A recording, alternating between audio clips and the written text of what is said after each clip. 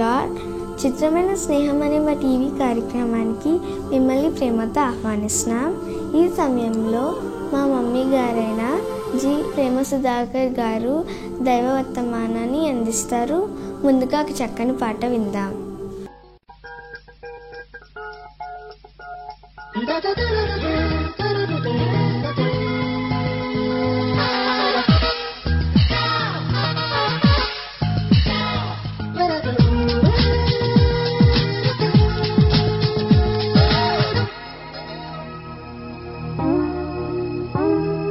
మా తరతరాలకు తండ్రి నీవేగా, యుగయుగాలకు రాజు నీవేగా.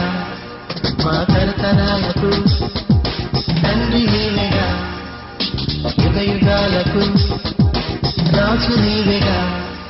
మా జీవితాలలో వెలుగు నింపగా, అన్ని వేళలా తోడు నిండగా, జీవితాలలో వెలుగు నింపగా, అన్ని వేళలా తోడు నిండగా. ఆరాధించు నీ నామమును, ఘనపరచును నేను, స్తుతి పాడేదను నేనెల్లప్పుడూ, కొనియాడేదను నిన్ను.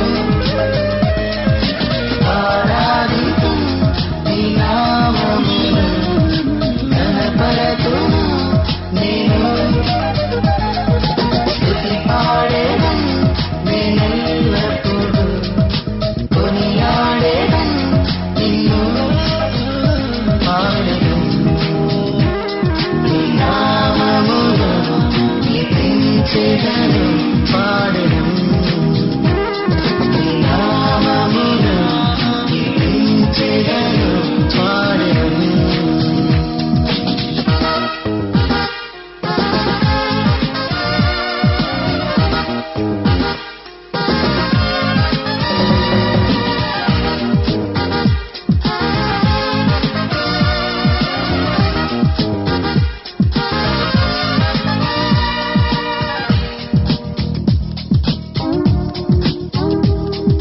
సింహాసనాసీనుడా, సర్వశక్తిమంతుడా, అద్వితీయుడా, ఆదిదేవుడా. సింహాసనాసీనుడా, శక్తిమంతుడా, అద్వితీయుడా, ఆదిదేవుడా. మా మంచి కాపరి, మా ఊపిరి, మనసున్నవాడా, మా దేవుడా. మంచి కాపరి, మా ఊపిరి, మనసున్నవాడా, మా దేవుడా.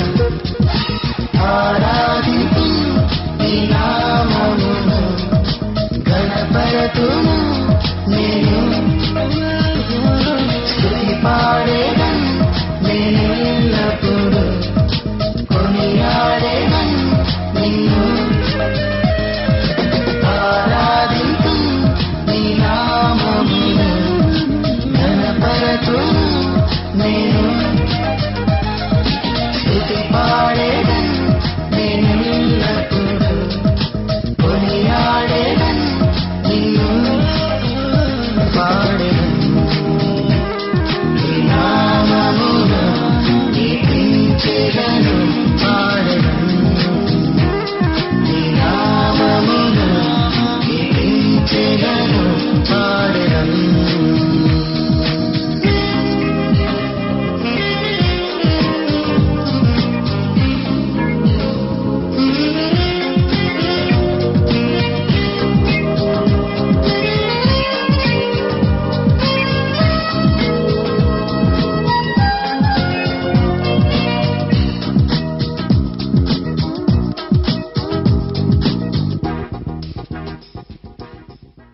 చిత్రమైన స్నేహం అనే మా టీవీ కార్యక్రమానికి మిమ్మల్ని ప్రేమతో ఆహ్వానిస్తున్నాం. అందరూ బాగున్నారు కదా? మీ అందరూ చేస్తున్న ఫోన్ కాల్స్ని బట్టి మేము చాలా సంతోషిస్తున్నాం. ఈరోజు ఫాదర్స్ డే. ఈ ఫాదర్స్ డే సందర్భంగా ఎంతమంది మీ ఫాదర్స్కి గిఫ్ట్స్ ఇచ్చారు? మిమ్మల్ని బట్టి మీ తండ్రులు ఎంతమంది సంతోషించారు? అయితే ఈ దినం చెప్పుకోబోయే అంశము ఫాదర్స్ డే. బైబిల్లో అనేక ప్రదేశాల్లో అనేక పరిస్థితుల్లో ఆ ఊరి ప్రజలు, ఆయా ప్రదేశాల్లో ఉండే ప్రజలు వారి తండ్రులకు గౌరవ మర్యాదలు ఇచ్చేవారు. ఉదాహరణకి అబ్రహాము, ఇస్సాకు, యాకోబు వీరందరి జీవితాల్లో చూస్తే తండ్రికి పూజ్యభావంతో చూసేవారు.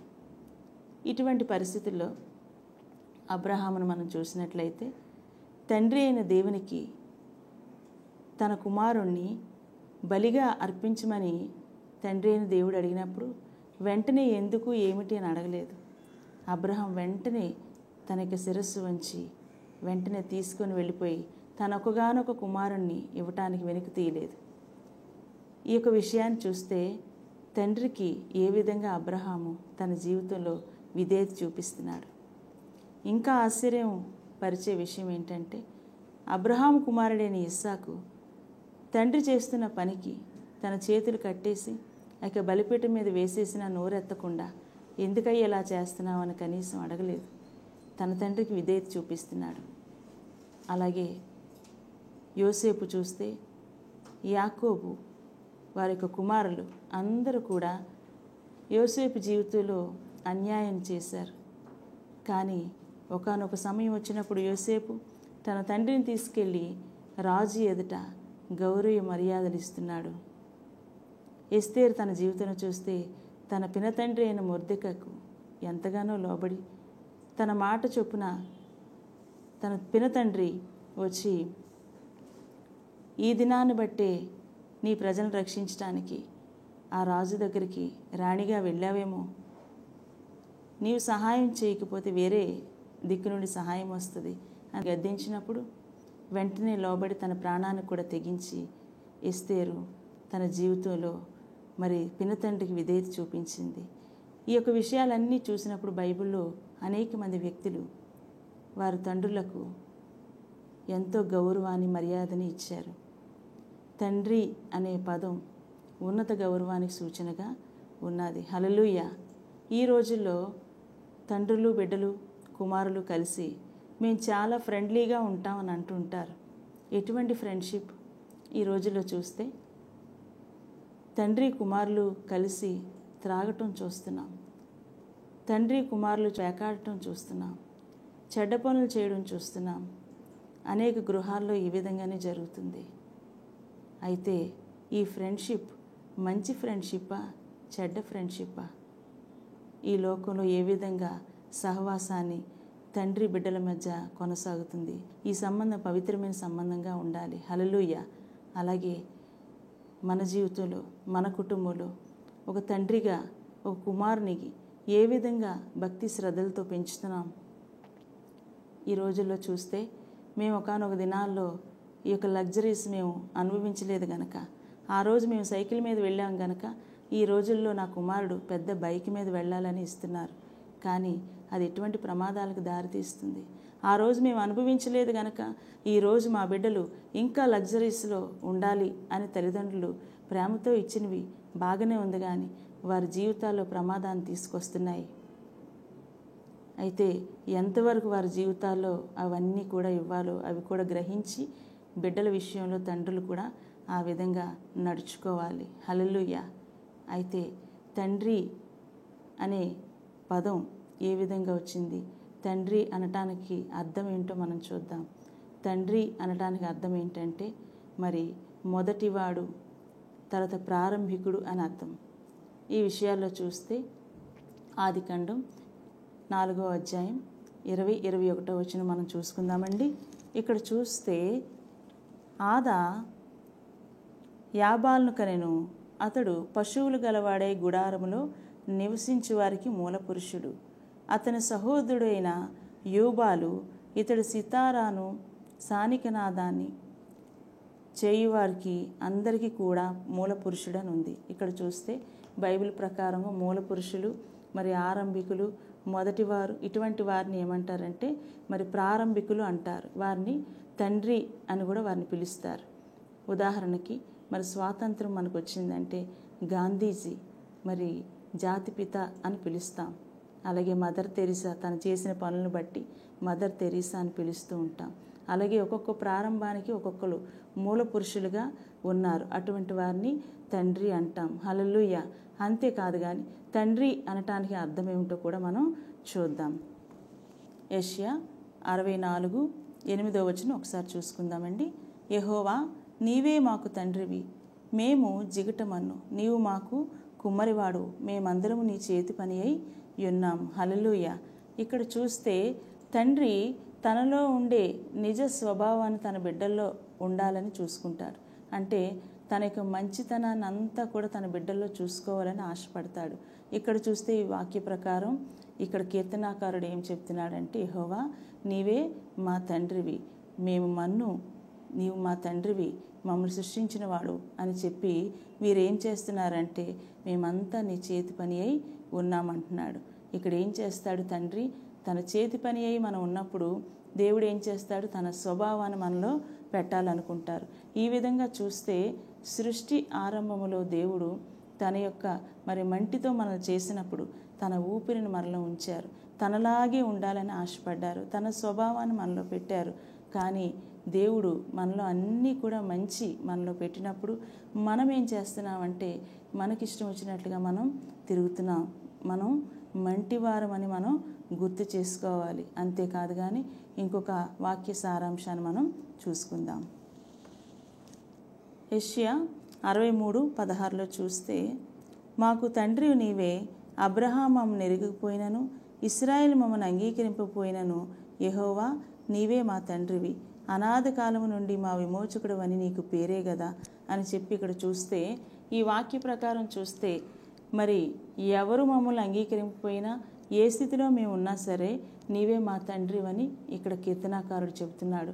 మన జీవితంలో తండ్రి మీద ఆధారపడే జీవితాలు ఉన్నప్పుడు దేవుడు ఏం చేస్తాడంటే పూర్తిగా మనకు సమృద్ధిని, సకల ఐశ్వర్యాలను దేవుడు మనకి ఇస్తాడు.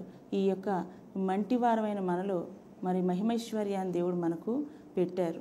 అయితే దేవుని యొక్క ప్రేమను గుర్తించిన వారమై మనం ఉండాలి. ఆ యొక్క కుమ్మరి చేతిలో పాత్ర అని మనం గుర్తించాలి. హల్లెలూయా.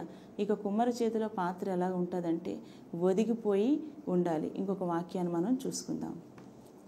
యెషయా 45:9 చూసుకుంటే, మంటి పెంకులలో ఒక పెంకయ్యుండి తన్ని సృజించిన వానితో వాదించి వానికి శ్రమ, జిగటమన్ను దాని రూపించి వానితో నీవేమి చేయుచున్నావని అనదగునా, వీనికి చేతులు లేవని నీవు చేసినది నీతో చెప్పదగునా. ఇక్కడ చూస్తే మంటి పెంకుల్లో ఒక పెంకయ్య ఉండి తనతో వాదించి వారికి శ్రమ అని ఉంది. ఇక్కడ చూస్తే మన జీవితం మంటి పెంకులాంటిదని కూడా గ్రహించి మనం ఏం చేస్తాం? ఒక్కొక్కసారి దేవుని మీద తిరగబడుతూ ఉంటాం. తండ్రి అయిన దేవుని మీద తిరగబడుతూ ఉంటాం. ఇటువంటి పరిస్థితుల్లో దేవుడు ఏం చేస్తారంటే తను అంత కష్టపడి మనం చేసి మనల్ని ప్రేమించి ఈ లోకంలో తన ఆత్మనిచ్చి పంపించి ఏ యొక్క మరి ఉద్దేశంతో ఈ లోకంలో దేవుడు మనకు పంపించారో అవన్నీ మర్చిపోయి ఏం చేస్తాం? ఒక్కొక్క సమయంలో వాదిస్తూ ఉంటాం. ఏమయ్యా నాకు ఈ కష్టం వచ్చింది, చిన్న కష్టం రాగానే దేవుని మీద తిరగబడే స్వభావం మంది. అయితే దేవుడు ఏం చేస్తున్నాడు? నిజంగా ఆయన మీద ఆధారపడితే దేవుడు ఏం చేస్తున్నాడు? మనకు సమృద్ధిని ఇస్తాడు. హల్లెలూయా. ఈ పరలోకపు తండ్రి యొక్క ప్రేమను మనం గ్రహించిన వారమై ఉండాలి. మరి ఈ లోకంలో తండ్రులు చాలామంది ఏ విధంగా ఉంటారంటే కొంతమంది మరి ఎంతో ప్రేమతో బిడ్డలను ప్రేమిస్తూ ఉంటారు. కొంతమంది అదే ప్రేమను బిడ్డలు పొందలేకపోవచ్చు. అయితే ఇటువంటి సమయంలో ఒక తండ్రి గురించి మీకు చెబుతాను. ఒకరోజు ఒక తండ్రి ఏం చేశారంటే ఒక బిడ్డ 5 సంవత్సరాల బాలుడు ఒక గోతిలో పడిపోయి జంతువులు మరి ఇక చర్మాన్ని చీకేసి ఉన్నాయి. అటువంటి సమయంలో చాలామంది పోలీసులు వచ్చారు, చుట్టూ జనాంగం ఉన్నారు. వీళ్ళందరినీ చూస్తూ ఉంటే మరి అక్కడ ఏమైందని ఎంక్వైరీ చేసినప్పుడు ఆ బిడ్డ యొక్క తల్లి వచ్చి కన్నీటితో వెక్కిళ్ళ మధ్య ఆ విషయాలన్నీ కూడా ఆ పోలీసులకు చెబుతుంది. ఏమని చెప్తుందో తెలుసండి? అయ్యా, నా భర్త మారటి తండ్రి, ఆ బిడ్డకి బానటి తండ్రి. అయితే ఆ బిడ్డను రోజు కూడా హింసిస్తూ ఉంటాడు. ఒకరోజు మరి మమ్మల్ని అందరినీ కూడా రూమ్లో తాళం వేసి వెళ్ళినప్పుడు ఆ యొక్క షూ పాలిష్ చేయమని చెప్పారు. అది కిటికీలోంచి బయటకు పడిపోయింది. అయితే దాన్ని తీయడానికి కూడా మాకు రూమ్ బయట మరి తాళం వేసి ఉండడం వల్ల మేము దాన్ని తీయలేకపోయాం. అటువంటి సమయంలో ఆ విషయం ఆయనకి తెలిసి వెంటనే మా బాబుని 5 సంవత్సరాల బాబుని కూడా శుభ్రంగా కొట్టి ఒక మూలన పూటంతా కూడా నిలవబెట్టారు. దానికి తోడుగా కొంతసేపట్లో ఒక పెయింట్ డబ్బా ఉంటే దాన్ని కూడా బాబు మరి అనుకోకుండా వంపేశాడు. అది కూడా చూసి ఆ పూటంతా కూడా ఆహారం పెట్టుకుంటా మరి 2 చేతులు పైకెట్టి ఎన్నో రోజులు అలా నిలవబడి ఉంచాడు. చాలా హింస పెట్టారు.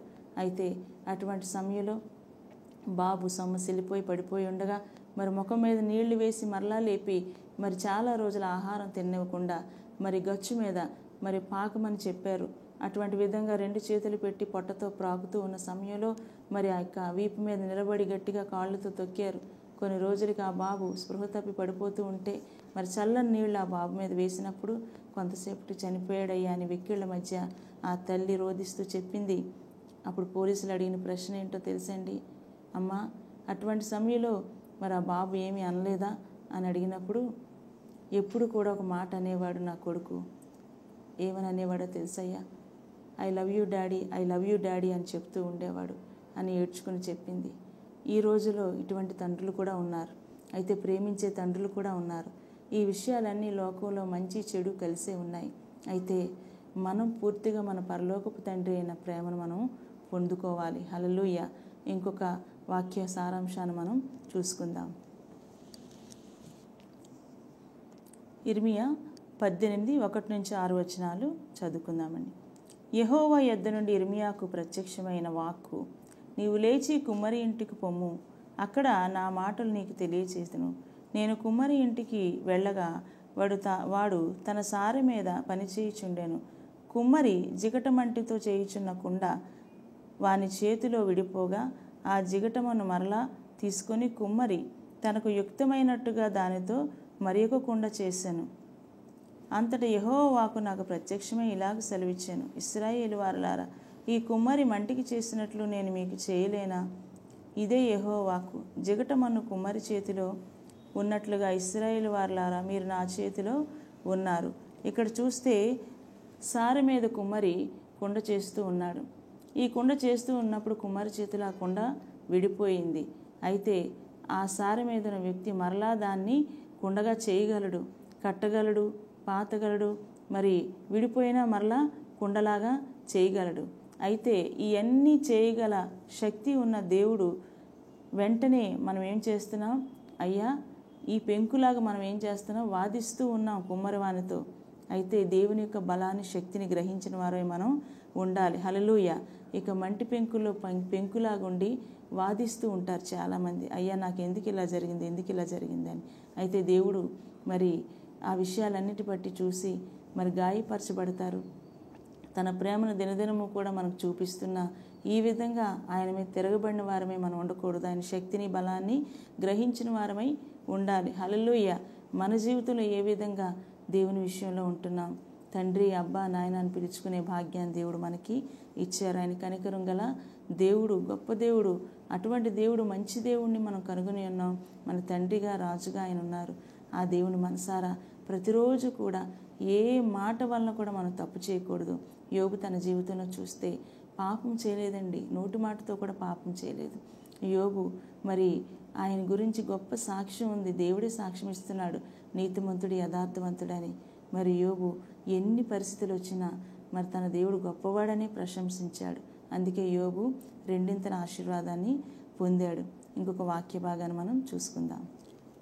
ఈ కుమారి జీవితంలో చూస్తే ఆయనకి విరిగిపోయిన పాత్రగా ఉన్నప్పుడు దేవుడు మనల్ని మరలా తిరిగి కట్టగలడని, నిపుణుడని, ఆయన వివేకవంతుడని, ఆయన జ్ఞానవంతుడని మనం గ్రహించిన వారమై ఉండాలి. అయితే ఎప్పుడు కూడా మనం తెలివైన వారమని మనం అనుకోకూడదు. ఒకరోజు ఒక యవనస్తుడు, ఆ అబ్బాయి మరి చాలా ధనవంతుడు, తన జీవితంలో ఏం చేశాడంటే ₹1,00,00,000 పెట్టి ఒక గృహాన్ని కట్టుకున్నాడు. సకల సౌకర్యాలు అందులో పెట్టుకున్నాడు. అన్నీ బాగున్నాయి అనుకున్నాడు. కొన్ని రోజులకి ఆ వ్యక్తి శరీరంలో మరి నీరసం, బలహీనతలు మొదలయ్యాయి. అటువంటి సమయంలో ఏమైందో తెలియక తన జీవితంలో మరి ఎందుకు ఇంత నీరసం వస్తుంది, ఎందుకు ఇలా కృంగిపోతున్నాను అనుకున్నాడు. అటువంటి సమయంలో డాక్టర్ దగ్గరికి వెళ్ళినప్పుడు మరి నాకు క్యాన్సర్ అని చెప్పారని చెప్పి ఆ అబ్బాయి మరి అందరితో చెప్పడం జరిగింది. తన జీవితంలో మరి క్యాన్సర్ వచ్చిందని చాలా కృంగిపోయి మరి ఏం చేయాలో తెలియక అయ్యో ఇంత చక్కటి గృహాన్ని కట్టుకున్నాను, సకల సౌకర్యాలు ఉంచుకున్నాను, మరి సుఖపడాలనుకున్నాను, ఇక క్యాన్సర్ మహమ్మారి నన్ను వేధిస్తుందని చాలా కృంగిపోతూ ఉండగా ఒకరోజు ఒక క్రైస్తవ సహోదరుడు ఏం చేశారంటే, అయ్యా నువ్వు దేవుని సన్నిధికి వెళ్ళి నీ పాపాలని ఒప్పుకొని నీ దేవునికి నువ్వు సమర్పించుకో, నీ క్యాన్సర్ పోతుందని చెప్పాడు. అటువంటి సమయంలో మరి ఆయన వెళ్ళి దేవుని సన్నిధిలో మరి ఒక వాగ్దానం చేశాడు, అయ్యా నాకు ఈ క్యాన్సర్ కానీ పోతే ఇక గృహం, నా ₹1,00,00,000 గృహం నీకు ఇచ్చేస్తాను అని చెప్పాడు. అటువంటి సమయంలో మరి కొన్ని రోజులకి తనలో ఉండే నీరసం తగ్గిపోయింది, మరలా అంతా బాగానే ఉంది. డాక్టర్ దగ్గర చెకప్కి వెళ్ళినప్పుడు వారు చెక్ చేసి తన యొక్క మరి రిపోర్ట్ చూసినప్పుడు క్యాన్సర్ పోయిందని డాక్టర్స్ చెప్పారు. ఎంత ఆశ్చర్యం! ఇప్పుడు తన జీవితంలో ఏం చేయాలి? మరి యొక్క గృహాన్ని దేవునికి ఇచ్చేయాలి. మనసు ఒప్పటం లేదు. మరి ₹1,00,00,000 గృహం ఇచ్చేయాలంటే ఏ విధంగా దాన్ని తప్పించుకోవాలని ప్లాన్స్ చేస్తూ ఒక తెలివైన ఆలోచన వచ్చింది ఆయనకి. ఒక పేపర్లో ప్రకటన ఇచ్చాడు. ఏమని ఇచ్చాడంటే, అయ్యా నా గృహం ₹100కే ఇస్తాను, నా కుక్కను మాత్రం ₹1,00,00,000 కొనాలి, ఈ ₹1,00,00,000 కుక్కను కొంటేనే ఈ గృహం ₹100కి ఇస్తాను అని చెప్పి ప్రకటించాడు. అటువంటి సమయంలో ఒక పెద్ద ఆయన, చాలా మాట తప్పని వ్యక్తి వచ్చి, అయ్యా నీ కుక్కను నేను కొంటాను, నీ గృహాన్ని నేను కొంటాను అని చెప్పి వచ్చాడు. అయితే చాలా సంబరపడిపోయాడు.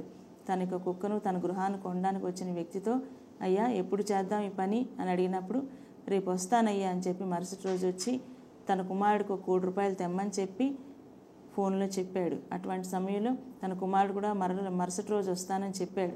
అటువంటి సమయంలో చాలా సంతోషపడుతూ ఆనందంతో ఉంటూ, అయ్యా ఈరోజు మరి ఇంటిని ₹100కి రిజిస్ట్రేషన్ చేసి రేపటి దినాన్ని కుక్కను కూడా తీసుకొని ₹1,00,00,000 నీకు ఇచ్చేసి వెళ్తాను అని చెప్పినప్పుడు, అలాగేనయ్యా అని చెప్పి ₹100కి ఆ యొక్క గృహాన్ని రిజిస్ట్రేషన్ చేసి ఇచ్చేశాడు. మరుసటి రోజు చూస్తే ₹1,00,00,000 తీసుకొని వచ్చాడు. ఈలోగా ఏమైందో తెలుసండి, ఆ కుక్క చనిపోయింది. చూసారా? వెంటనే ₹100కి ₹1,00,00,000 ఇల్లు ఇచ్చేయాల్సి వచ్చింది. ఆ కుక్క ₹1,00,00,000 అమ్మాలనుకున్నాడు, మరి ఆ కుక్క చనిపోయింది. మన జీవితంలో చాలా తెలివైన వారు అనుకుంటాం, వివేకవంతుడైన దేవుడు, నిపుణుడైన దేవుణ్ణి మరి ఆయన యొక్క బలాన్ని గ్రహించని వారమై మనం ఏం చేస్తాం, మరి తెలివైన పనులు చేద్దాం అనుకుంటాం, కానీ ఈ విధంగా దొరికిపోవాల్సి వస్తుంది. దేవుని కంటే మనం ఏం తెలివైన వారం కాదు. దేవుడికి ఇచ్చిన మాట చొప్పున మనం కూడా నడవాలి. హల్లెలూయా! ఈ లోకంలో మన జీవితంలో దేవుడు మనకు అధికారిగా ఉన్నాడు. అధికారి అని అంటే తండ్రి అని ఆయన్ని తప్ప ఇంకెవరిని మనం సంబోధించకూడదు. ఎందువల్లంటే కుటుంబంలో మన తండ్రి ఉన్నారు. ఆ తండ్రిని తండ్రి అని పిలవద్దని చెప్పట్లేదు, కానీ మరి పరలోకం ఉందన్న తండ్రి ఉన్నాడు. ఆ తండ్రిని ఏం చేస్తామంటే మనం ఈ లోకంలో మనుషులకి ఎక్కువగా ప్రిఫరెన్స్ మనం ఇస్తూ ఉంటాం, తండ్రిని తక్కువ చేస్తూ ఉంటాం. ఇటువంటి పరిస్థితుల్లో దేవుడు ఏం చెప్తున్నాడు, ఎవరిని కూడా తండ్రి కంటే ఎక్కువగా ప్రేమించకూడదని. హల్లెలూయా! అంతేకాదు కానీ మన జీవితంలో ఆయన రారాజు, మహిమగల దేవుడు. అటువంటి దేవుని మనసారా మనం మరి దేవుని స్తుతించాలి. ప్రతిరోజు ఆయన పొగడాలి. మనకు తండ్రిగా ఉన్నందుకు ఆయన స్తుతించాలి. మరి ఇంకొక వాక్య భాగాన్ని మనం చూద్దామండి. కీర్తనలు 68:5 చూసుకుందామండి. తన పరిశుద్ధాలయమందు దేవుడు తండ్రి లేని వారికి తండ్రియు, విధవరాండ్రకు న్యాయకర్తయే ఉన్నాడు. ఇక్కడ చూస్తే ఈయన తండ్రి లేని వారికి తండ్రి కూడా, విధవరాళ్లకు న్యాయకర్తయే ఉన్నాడు. ఈ లోకంలో చూస్తే ఈ లోకాన్ని ఏలే రాజు మన యొక్క తండ్రి, ఈ యొక్క విశ్వాన్ని ఏలే రాజు ఆయన మరి తండ్రి లేని వారికి తండ్రిగా ఉంటూ, విధవరాళ్ళకి మరి సహాయం చేస్తూ, లాలించి వాళ్ళని ప్రేమించి ఆదరించి, ప్రతిదినము కూడా ఆయన ఆదరించినట్లుగా ఏ వ్యక్తి కూడా మనల్ని ఆదరించలేరు. ఈ యొక్క రాజ్యాన్ని ఏలే ఏ రాజులైనా సరే ప్రజల పట్ల మరి వారు చూపించిన ఆదరణ దేవుని కంటే ఎక్కువైన ఆదరణ మాత్రం ఏమీ కాదు. హల్లెలూయా! ఈ యొక్క తండ్రి లేని వారికి తండ్రిగా ఉన్న ఈ దేవుడు మనం పొందుకున్నందుకు మనం సంతోషించాలి. హల్లెలూయా! మన జీవితంలో ఆయన చేసే మేళ్ళు అన్నీ కాదని ప్రతిరోజు మనల్ని సజీవులుగా ఉంచే ఆ తండ్రి మన ప్రక్కలోనే ఉన్నారు. ఈ దినాన్ని నువ్వు ఒంటరిగా ఉన్నానని మరి బాధపడుతున్నావా? నీ ప్రక్కనే ఆయన ఉన్నారు. ఏ స్థితిలో ఉన్నా, ఏ పరిస్థితిలో ఉన్నా సరే తండ్రి, అబ్బా, నాయన అని పిలవగానే నా కుమారుడా, నా కుమార్తె అనే పలికే వాళ్ళు ఎవరున్నారండి? ఈ రోజుల్లో మరి ఎవ్వరు కూడా ఆదరణ మాటలు కానీ ఆదరణమైన విషయాలు కానీ మనం చెప్పలేరు. కానీ దేవుని దగ్గరే మనకి నిజమైన ఆదరణ, దేవుని దగ్గర నిజమైన మరి సంతృప్తి మనం పొందుకోగలం. హల్లెలూయా. మా జీవితంలో మరి నా తండ్రి గురించి కొన్ని మాటలు నేను చెప్పాలనుకుంటున్నాను. నా తండ్రి మరి చిన్నప్పటి నుంచి నన్ను చాలా బాగా ప్రేమించేవారు. నా యొక్క బర్త్డే చేస్తే ఒక పెళ్ళిలా చేసేవారు. అంతేకాదు కానీ మేము హిందూ కుటుంబంలోంచి వచ్చాం గనక కొన్ని నిష్టలు మాకు ఉండేవి. ప్రతిరోజు నేను ఎదురు వస్తే కానీ మా నాన్నగారు బయటికి వెళ్ళేవారు కాదు. నా చేత్తో ఆయన నాకు డబ్బులు ఇచ్చి నా చేత్తో ఆయన తీసుకునేవారు. ఎంతో ముద్దుగా నన్ను చూశారు, నన్ను చాలా ప్రేమతో చూశారు. అవన్నీ కూడా నేను మర్చిపోలేను. మన జీవితంలో చూస్తే మా కుటుంబంలో చాలా గొడవలు. ఆ గొడవల వల్ల నా యొక్క జ్ఞానానికి మించిన మాటలు వినేదాన్ని. నాకు 12 ఏళ్ళప్పుడే నా తండ్రి నాతో ఏదో చెప్పాలని అనుకునేవారు, కానీ దాన్ని గ్రహించే జ్ఞానం నాకు లేదు. అయితే అటువంటి సమయంలో ఎప్పుడు కూడా నా పేరు హిందువుల్లో ఉన్నప్పుడు పద్మ అండి, పద్మ అని పిలుచుకుంటూ ఉండేవారు. ఉదయాన్నే లేచి 6 గంటలకే నేను ఎదురుగా తయారై నిలబడాలి. ఆ రోజుల్లో కళ్ళప్పు చల్లాలి, అలాగే ఇల్లు తుడవాలి, గిన్నెలు తోమాలి. ఇవన్నీ కూడా ఆడపిల్ల ఇంట్లో ఉదయాన్నే లేవాలమ్మా అని చెప్పి తెల్లవారు లేపేవారు. ఆ రోజు సనుక్కొని ఉదయాన్నే లేపేస్తారని చాలా కోపపడేదాన్ని. అయితే ఆ రోజుల్లో చేసిన ఆ పనులు ఈ రోజు నా జీవితానికి ఎంతో మేలు చేశాయి. నాకు మ్యారేజ్ అయిన వరకు కూడా మా కుటుంబంలో ఉన్న గొడవల వల్ల నా తండ్రి విషయాలు నేను అంతగా గ్రహించలేకపోయాను. మ్యారేజ్ అయిన తర్వాత కొంత అర్థమైంది, మేము బయటకు వచ్చిన తర్వాత ఇంకా అర్థమైంది. ఈ లోకంలో మరి తల్లిదండ్రులు ఎవరైనా సరే వాళ్ళు ఇచ్చిన ప్రేమ అంతంత మాత్రమే. ఈ లోకంలో అన్యాయం జరగవచ్చు, ఆడిన మాట తప్పొచ్చు, కానీ పరలోకమందున నా తండ్రి తన మాట తప్పలేదండి. తన మాట చొప్పున వాగ్దానం ఇచ్చి మమ్మల్ని బయటికి తీసుకొచ్చారు. ఈ దినం వరకు నాకు ఏ లోటు చేయలేదు. ప్రతిరోజు కూడా మాకు ఆహారాన్ని ఇస్తున్నాడు. ఏ యొక్క లోటు లేకుండా సంతృప్తిని ఇస్తున్నాడు, సమాధానాన్ని ఇస్తున్నాడు, సంతోషాన్ని ఇచ్చాడు. మా జీవితంలో తండ్రిని కోల్పోయినా నా పరలోకమున్న తండ్రి మీద మేము ఆధారపడి ఉన్నాం. మీ జీవితంలో తండ్రి మీద ఆధారపడండి. ఈరోజు ఫాదర్స్ డే కనుక ఈ విషయాలన్నీ నేను మీతో మాట్లాడుతున్నాను. ఏ హృదయానికైనా ఈ మాటలు ఆదరణగా ఉంటే దేవుని దగ్గర వెంటనే మోకరించి కన్నీటితో ప్రార్థించండి. ఆయన నిన్ను ఎత్తుకుంటాడు, నీ సమస్యలన్నీ తీరుస్తాడు. దేవుడు మిమ్మల్ని దీవించి ఆశీర్వదించునుగాక. ఆమెన్. కళ్ళు మూసుకుంటే ప్రార్థన చేసుకుందాం. పరలోకముందున మా తండ్రి, నువ్వు గొప్ప దేవుడు, మంచి దేవుడు. మాకు దొరికినందుకు మిమ్మల్ని అతిశయిస్తున్నాం ప్రభువా. ఈ లోకంలో తండ్రి లేని వారికి తండ్రిగా ఉన్నానని చెప్పిన దేవుడు అయ్యా. మా జీవితంలో నువ్వు తండ్రిగా లేకపోతే మనుషులు మమ్మల్ని మిరింగివేసే పరిస్థితులు ఎన్నో ఉన్నాయి. నీ రెక్కల చాటున మమ్మల్ని భద్రపరిచావు తండ్రి. ఈ లోకం మోసంతో నింపబడి ఉన్నది. పరమ తండ్రిగా నీవు వచ్చి మాకు సమస్తము దయచేసిన దేవుడు ఏ రీతిగా మిమ్మల్ని స్తుతించాలో మాకు తెలియదయ్యా. వాక్యం వింటున్న ప్రతి బిడ్డ హృదయాల్లో నాయన తండ్రి నాటుకోవడానికి సహాయం అనుకరించండి. నువ్వు కుమ్మరివి, మేము మంటి వారం తండ్రి.